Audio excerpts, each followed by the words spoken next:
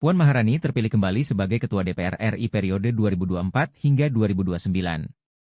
Puan Maharani, politisi senior dari fraksi PDI Perjuangan, kembali terpilih sebagai Ketua Dewan Perwakilan Rakyat Republik Indonesia, DPR RI, untuk periode 2024 hingga 2029. Ini merupakan kali kedua Puan menduduki jabatan prestisius tersebut, menjadikannya sosok perempuan pertama dalam sejarah Indonesia yang memimpin DPR RI untuk 2 periode berturut-turut.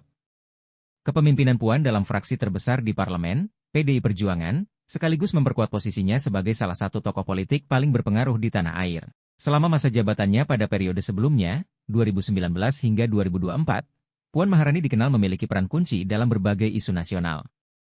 Di bawah kepemimpinannya, DPR berhasil melewati sejumlah pembahasan undang-undang yang kontroversial dan strategis, termasuk pengawasan anggaran, serta pengawasan terhadap jalannya pemerintahan di bawah Presiden Joko Widodo.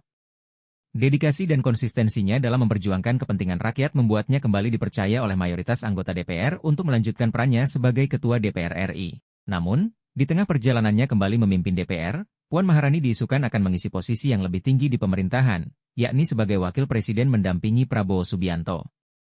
Isu ini mencuat seiring dengan munculnya polemik tentang posisi Wakil Presiden yang saat ini ditempati oleh Gibran Rakabuming Raka, yang dikenal sebagai putra Presiden Joko Widodo.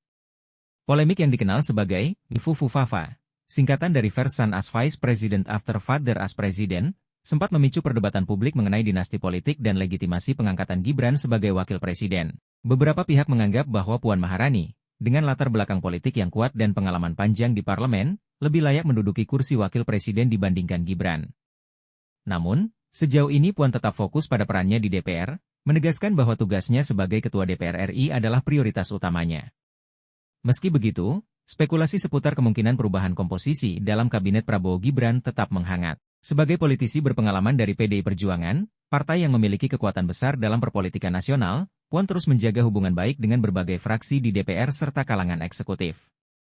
Dengan terpilihnya kembali sebagai Ketua DPR RI, Puan Maharani diharapkan mampu mengawal agenda-agenda besar nasional, seperti reformasi birokrasi, perbaikan ekonomi pasca pandemi, serta penguatan sistem demokrasi yang lebih inklusif. Di tengah dinamika politik nasional yang berkembang pesat, Puan Maharani berdiri sebagai simbol kekuatan politik perempuan di Indonesia, sekaligus menghadapi tantangan untuk memastikan DPR berfungsi secara optimal dalam menyuarakan kepentingan rakyat di periode pemerintahan yang baru ini.